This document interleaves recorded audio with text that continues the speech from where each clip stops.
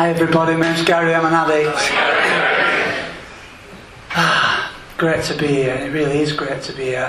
Me and Francis were talking at the weekend and saying about when you kind of start a chair and you're nervous, you always go, it's good to be here, do you know what I mean? But it genuinely is great to be here. I love this meeting, it's my home group. I haven't spoke here for over 2 years, and so I'm really glad to be doing this. I did a chair last weekend at a convention that I didn't enjoy at all. I didn't feel connected during it or after it. And I was kind of having a whinge about it the morning after to a friend of mine from Scotland who's got similar clean time to me. And as I was kind of ready for crying on his shoulder, these Irish guys came bouncing up to me and went, "Jesus man, that was great what you said last night," you know, and they were sort of saying, you know, we were all saying amongst ourselves, we won't want you as a sponsor, you won't get away with anything, and which kind of made me smile, because I remember when I used to think like that. And but yeah, it's good to be here. I was feeling kind of a bit neurotic at the beginning of the meeting, because I could see kind of empty chairs, do you know what I mean, and thinking it looks a bit untidy. And then, you know, and then I was kind of looking over at the back there and thinking, oh yeah, there's all them kind of threefold disease people hiding at the back down there, do you know what I mean? And they're probably just staying out of sight and out of range, do you know what I mean? But I can see you. So it's, and as people were coming in, I'm thinking, go on, sit in that one, and they're kind of going off down there, and I'm thinking, do I get up and start ushering people, do you know what I mean? But as I was looking around the room, I was thinking about some of the people in this room, you know, and some of them, like, because, you know, it's funny with them, we forget very quickly what people were like and what they came from, and, you know, and I was looking at Anthony and thinking about Anthony, and when, you know, I remember first meeting Anthony in Chelsea, and when I used to see him in meetings for quite a few years, it was quite, you know, I don't know, what's the word, unpredictable, kind of hot and cold, do you know what I mean?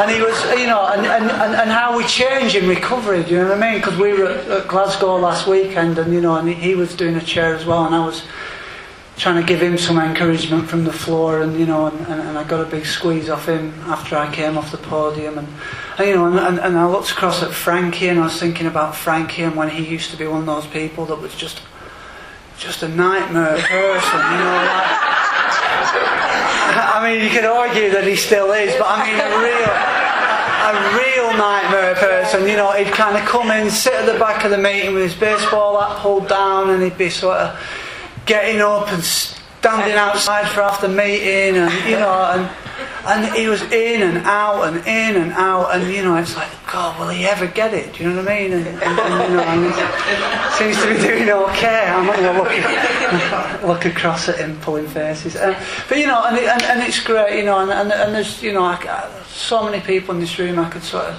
tell those sort of stories about, because, you know, we keep coming back and we change and we grow, and you know, and I'm really pleased to be sitting here with Annie, you know, and with Shelley, you know, two solid, staunch, active members of Narcotics Anonymous, you know, and those are the people that I align myself with. I align myself with the staunch members of Narcotics Anonymous. I'll put my hand out, I'll hug, and I'll try and help anybody in here, but the people that I choose to align myself with is the people that, you know, I've been where I've been and want to go where I'm going, you know, and you know, I'm not the biggest fan of Narcotics Anonymous, and it's my home fellowship. You know, it saddens me when I go to Narcotics Anonymous meetings and, you know, we don't seem to be able to organise a cup of tea. Never mind kind of the stuff that we do in here, you know, and that's why I say it's really great to be at this meeting. I'm incredibly proud to say that I was involved with this meeting from its inception, and, you know, it was myself and Ollie and Dave got together and said we wanted to start a meeting with a different format to the meetings that we were experiencing, and it was a format that I'd come across when I was in the US, and so that's what we decided to do, and you know, I'm just very, very proud every time I come to this meeting, because this meeting shows that it is possible for us in Narcotics Anonymous to get something together that's solid and ordered, and because when I came here, I came from chaos. I love the fact we sit in this meeting and everybody, look at this, everybody's sat down. Nobody's getting up boiling a kettle when people are kind of pouring their heart out about how their wife's just left them or how they've just had a bereavement. And there's a real respectful atmosphere of recovery here. And when we started this meeting, that was something we were determined to do. And people, I don't know, it's like learned behaviour. If you come to meetings and people are just getting up and down and wandering about and boiling kettles and screaming and shouting and throwing chairs and abusing each other, and you come in and you see that, you think that's the way it's done. And it's not the way it's done. And it's like, I don't like the fact that the dysfunctional has become the norm. So I love this meeting, and there's been personalities that have come into this meeting, and there's people that have tried to sort of stamp their authority on it, and they've come and they've gone again, because it's everything in this group's decided by group. We do everything in our business meetings, and it works. And people are recovering as a result of coming to this meeting. And not only the people who are coming into this meeting are recovering, there's people in jails all over England. You don't know who's getting the message as a result of this meeting because of what we're doing right now, speaking into a microphone and recording this. This stuff doesn't kind of just set itself up. Getting a meeting together like this where, sorting the venue, sorting the PA, recording the speakers, and that's why I say about Shelley, she does an incredible job of recording the speakers here. And those CDs are a great way of carrying the message. And you just don't ever know where they're going to end up, my sponsor, the first time I heard my sponsor, I was in St Anne's on Sea, just outside Blackpool, and I was about, probably about 16 months clean, something like that, and it was the first time I'd been rejected in a relationship in recovery.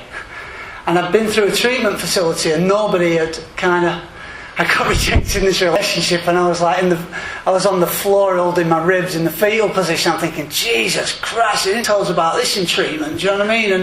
And I was in a lot of pain, and I went to meetings, and at that time in St Anne's and Blackpool at that time there was they had, when I got clean there was one meeting of NA a week. At that time they had 2 NA meetings a week. So I went to a meeting of the Mother Fellowship, and I came out of the meeting, and this guy came up to me and said, "You did a lot of drugs, didn't you?" I went, "Yeah." And he said, "I've got this tape here, some guy speaking at a convention," and gave me this tape, and I heard this tape, and it really helped me turn around that situation and stay clean through it.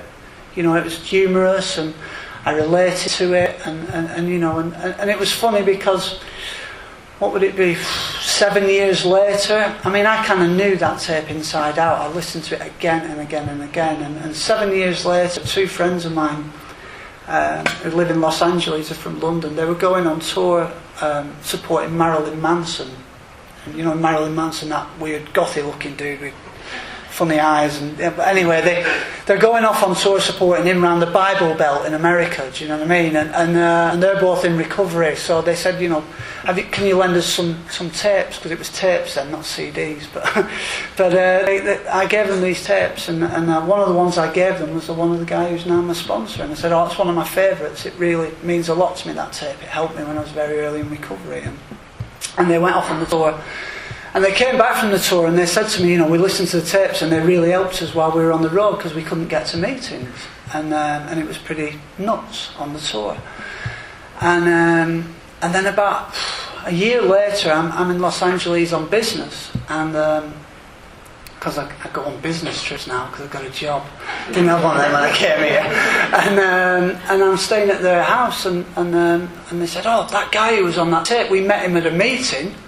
And we've got his phone number." And I went, "Oh, great." So I really wanted to meet this guy, to thank him personally for how much that tape had helped me at that time in my recovery. So I rang and I got his answer phone. He's got a very distinctive voice, and I kind of heard the voice on the answer phone, left this message. And he called back and we arranged to meet at a meeting, and he became my sponsor from there, and he's been sponsoring me now for the last 6 years, and it's helped me enormously. You know, it's changed my it's changed a lot of things in my recovery, and you know, we never cease to be teachable. You know, we continue to learn and we continue to grow, and we never cease to be fallible, and you know, and I'm testament to that. You know, and so yeah, I mean, I love the fact that you know, this meeting does what it does, and it helps the people it helps, and you know, and I'm very proud to be a part of it.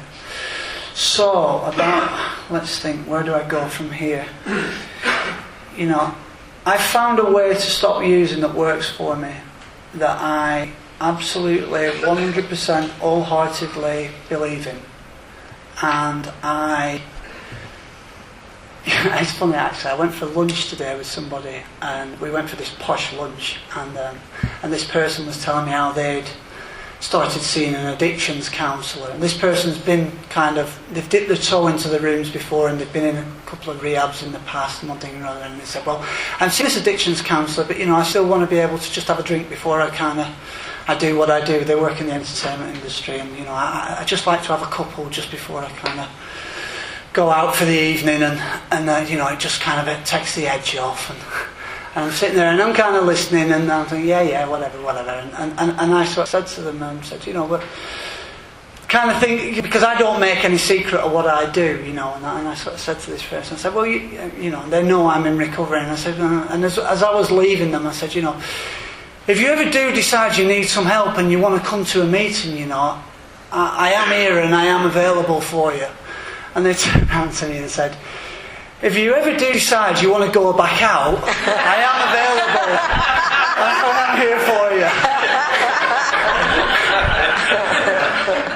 So it's funny the way it can turn around and bite you on the arse. But you know, you know, I'm an unashamed member of Narcotics Anonymous. This is what I do. Narcotics Anonymous, my recovery is my life. It's not my recovery and my life are two separate things. It's one and the same things. Our 12 steps talk about practicing these principles in all our affairs.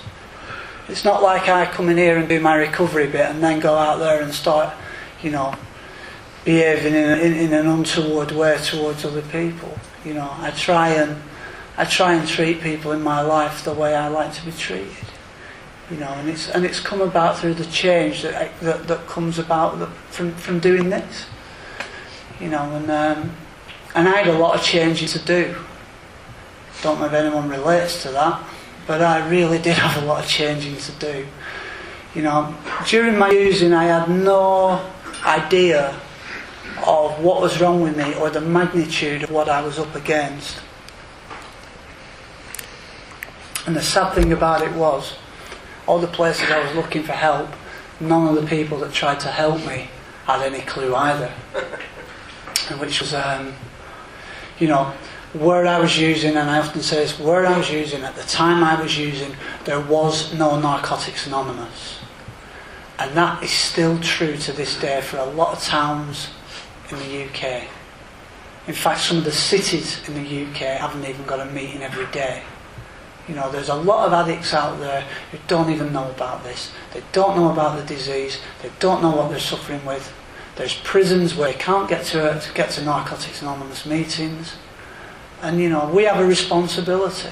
We have a responsibility to pass this on to as many people as we can pass it on to. Because this is still news in the UK. We try and come along to our meeting and, you know, complain if there's no biscuits and get a cup of tea and, you know, look around and scout about, who do I want for a sponsor? Oh, he's not very well. Oh, he seems serene. It's like, you know, most people don't have those choices who've got the disease that I suffer from. So I often mention that point. There was no Narcotics Anonymous.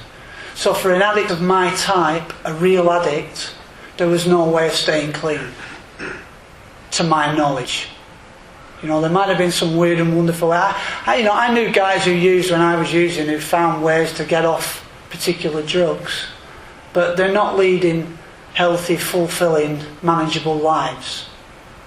You know, they're kind of, they've diverted into antidepressants or prescription drugs or, like booze or whatever it might be, but they're not, but they're hardly leading healthy, fulfilled lives. And there was no NA. And so I was going around asking for help, and there was no way anybody could have helped me. Because there was no power available to me as a powerless addict. And I believed once a junkie, always a junkie. I didn't, I kept trying to stop. I kept having a go at stopping. But the more times I tried to stop and the more times I failed and the more the self-hatred grew, the more I started to believe, there's no way out of this. And I had no chance of getting clean because I didn't know what being clean was. That's the other big one. And that's what I'm saying about the professional people I was going to. They didn't know what being clean was. And I got all kinds of weird and wonderful suggestions as to what I could do to get clean, but none of them worked. And I didn't know what was wrong, and I thought it was something to do with me, and I thought it was something to do with willpower.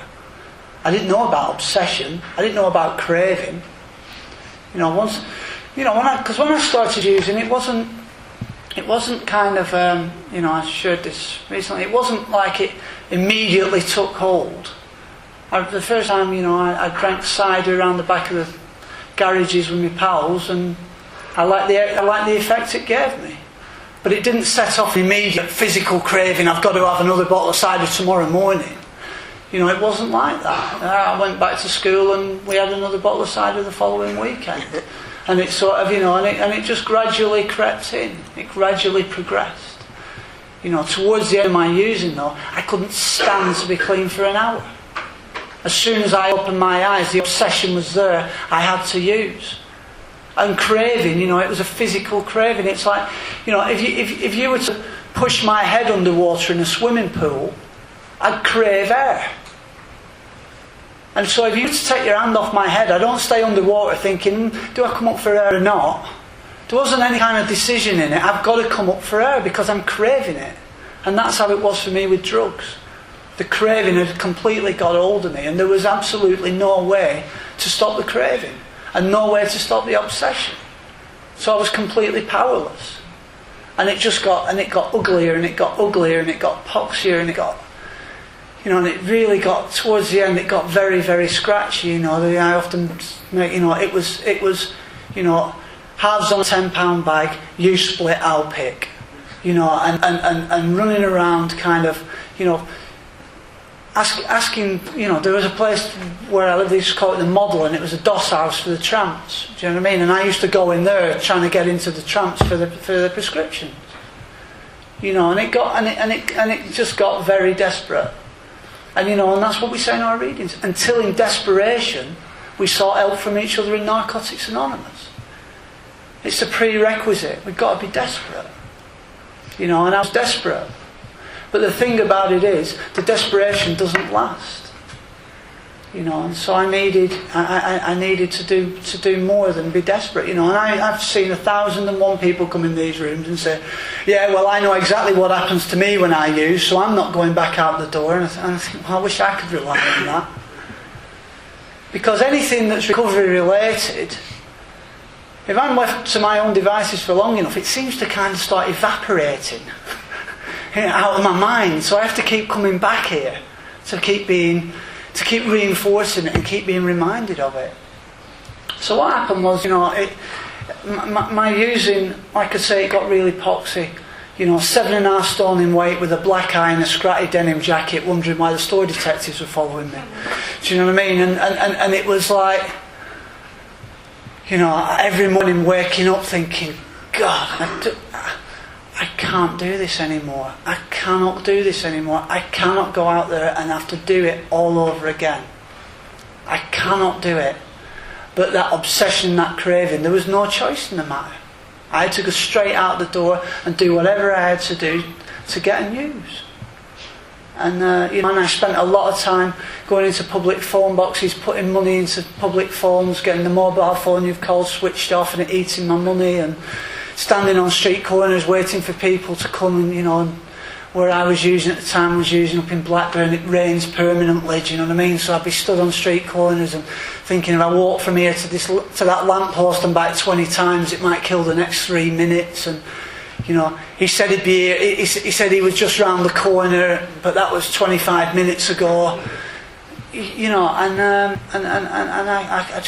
was worn out, and I was tired, and I was sick, and I couldn't stand the life I was living or the person I'd become.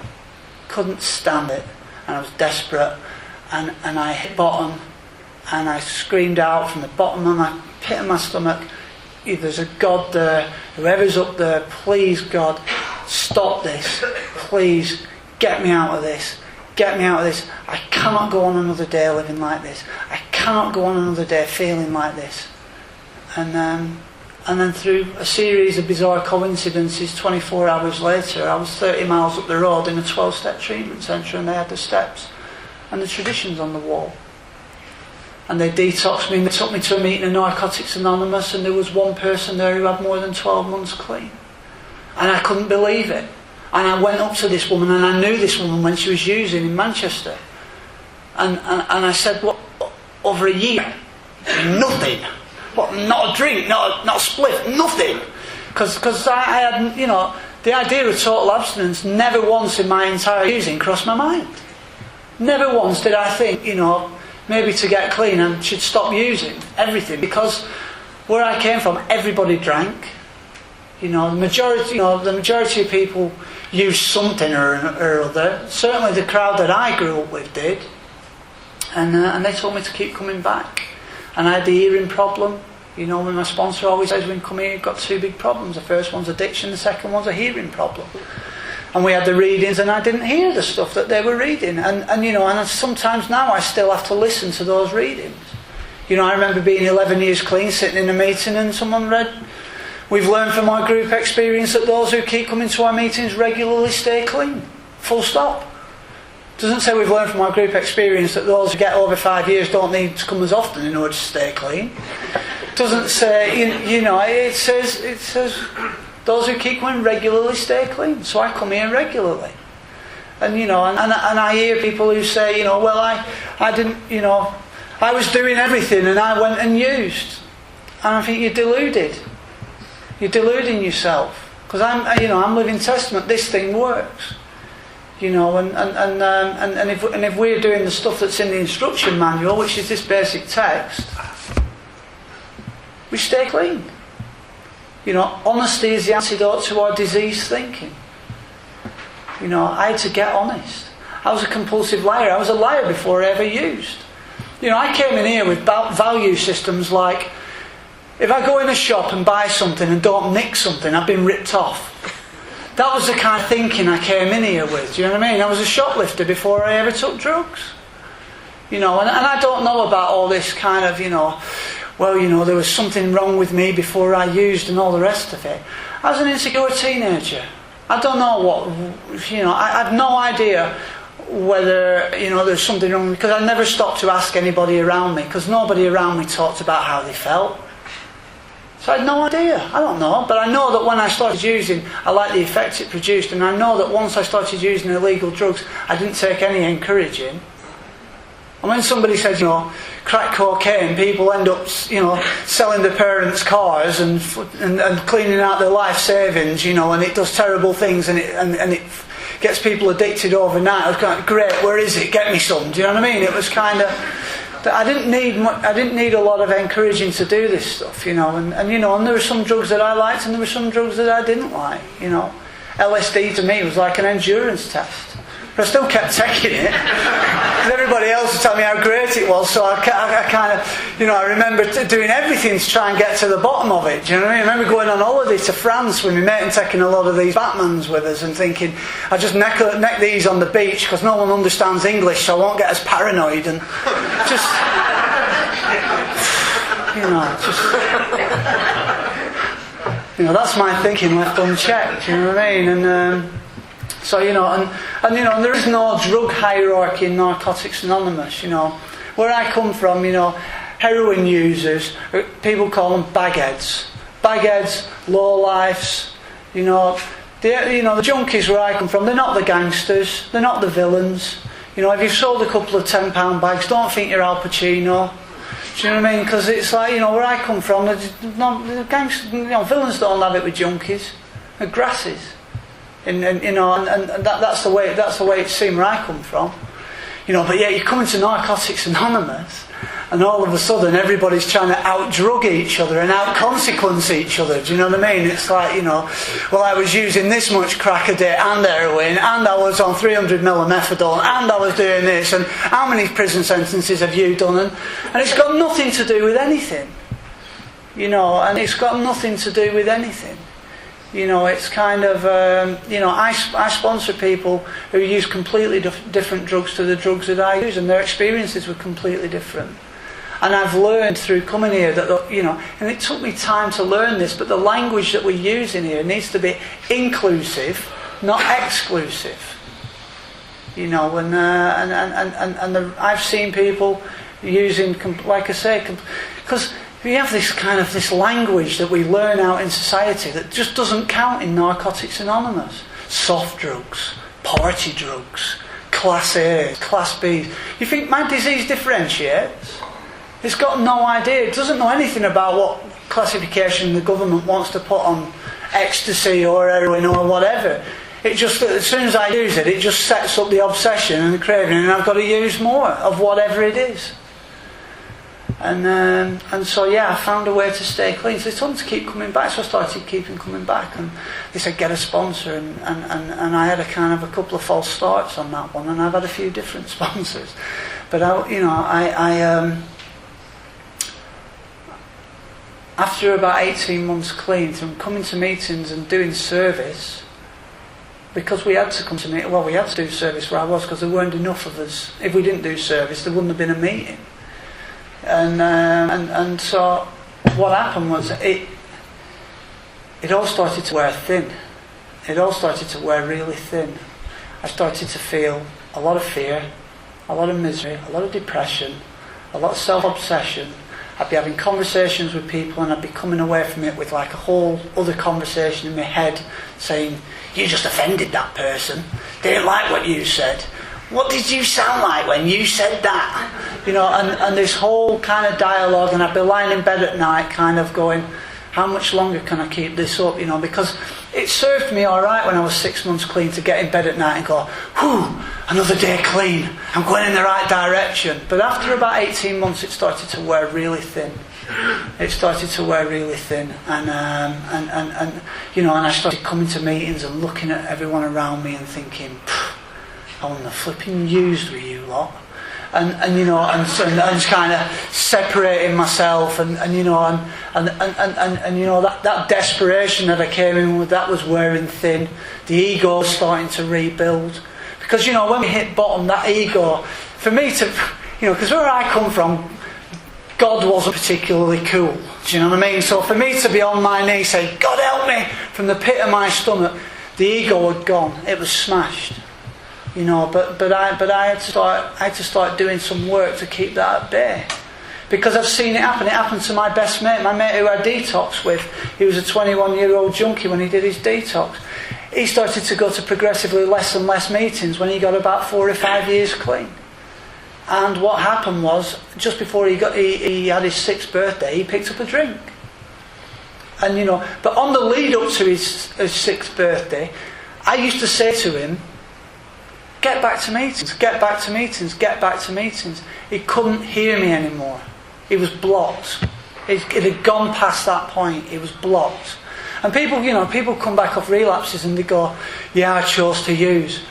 Well, if you think you choose to use, you obviously don't know anything about the disease you're dealing with. We don't choose to use in here. The disease that we've got that's more powerful than us makes us use, because we're not doing the things that it's necessary for us to do in order to have a choice. That's why it's important when I say the thing about I'm a real addict. And what I mean by that, I'm not referring to the drugs I took or how many drugs I took or the consequences of my addiction. What I'm talking about is, I said it in a meeting the other week, my anti-gene is not an addict. My Auntie Jean, if you gave her a bag of heroin every day for the next 3 months, would need a detox. That does not give you the disease of addiction. I've got the disease of addiction. I make it my business to find out what the disease of addiction is. People in here will say, I don't analyse this. Well, I do. I read the literature and I analyse the hell out of it. I want to know what it is that I suffer from, and I want my recovery to progress and improve, and it does. I feel good a lot of the time. I have a good quality of life. My wife's in recovery. We have a good relationship. We've got a beautiful baby boy. I work in a job that I love. I've travelled all over the world in recovery. I've been to meetings all over the world. I've got friends in places that I never imagined I'd even visit. And it's an incredible life that I've been given as a result of putting this first.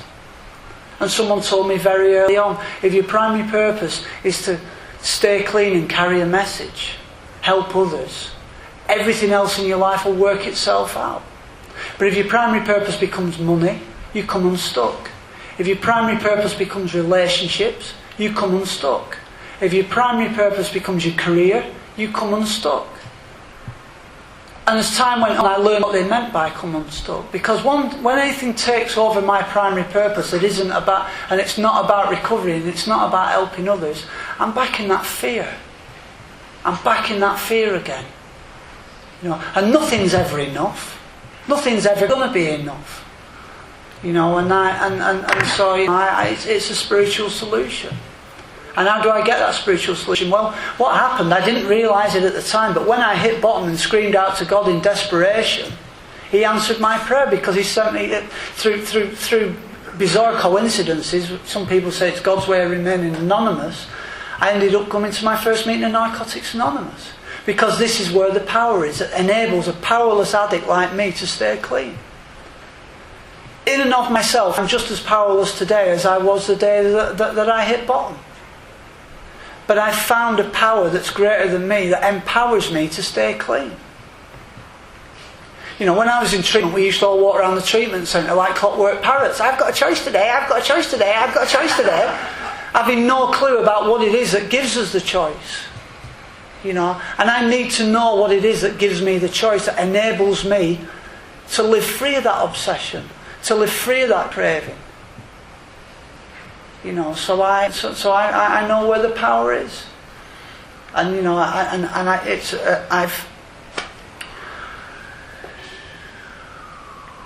I've discovered that through sponsorship. The first 3 steps of this program to me are absolutely crucial. We talk about, and it talks in the basic text about fully conceding to our innermost selves. At gut level, not on a head level, at a gut level, I know what it is that I am. And the fully conceding to my innermost self has been a process. Because as time's gone on in recovery, I've fully conceded to more things. When I first came in, it was just a matter of fully conceding to the fact that if I take the first one, I can't stop. But then I started to fully concede to more stuff, that it's incurable. Incurable. Doesn't matter you got 10 years clean, 15 years, 20 years clean, 25 years clean. If you're a real addict, what you've got's incurable. And just because you've got a nice motor outside and a brand new pair of trainers on, doesn't cure it. It's progressive. It says in the basic text, our disease is progressive even during abstinence. So I need a progressive recovery to combat a progressive disease. So, I have to keep growing. And, we talk about, maintaining a spiritual condition. Well, maintaining a spiritual condition, every living thing in God's world is either growing or dying. And I was with a sponsee at the weekend, and I asked him the question. I said, "Has your recovery progressed in the last 12 months? Do you feel in the last 12 months, are you in a better place right now than you were 12 months ago?" And he said, "No, I'm not." He said, "I'm regressing." And I said, "Well, we need to change that." And he is changing it. So what happened was, when I hit bottom, I screamed out to God, and it began the process of a spiritual awakening. Because as a real addict, that's the only thing that's going to help me. And it comes as a result of these steps. And the steps have given me, like the experiences that I've had in the process of working these steps has been absolutely priceless. I can say, I can talk about the job and the travel and the posh lunches and all the rest of it.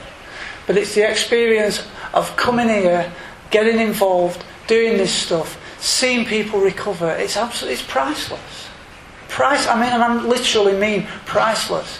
I've seen millionaires coming here. I've seen famous celebrities coming here who can't grasp this. They can't grasp this simple message. And someone told me early on, if you get this, do everything you can to keep hold of it. Because if you pick up again, it's not like tripping over a paving stone. It certainly isn't for me. It's like, oh well, if I can come back to the rooms. Wrong. You can come back to the rooms, but not everybody makes it back to the rooms. I've seen people with substantial periods of clean time struggling for years to get clean again. Struggling for years to get free of that obsession. So if we're free of the obsession, we're blessed. And we've got to do everything we can to stay free of it. And I do that. I love being a part of Narcotics Anonymous. I especially love being part of this meeting. This meeting means the world to me, it really does. All the kind of committees and the sort of area and region and all the rest of it and world, it's all necessary and all wonderful. But the thing I love about Narcotics Anonymous is we work from the bottom up. And our groups have to be intact and our groups have to function first and foremost. And this group does. And I love being a part of it. I found a power greater than me. I know what's wrong with me. I know what to do about it. I pray every morning. I write a step 10 inventory. I used to flipping wrestle with a pen every time I tried to pick it up. Things change.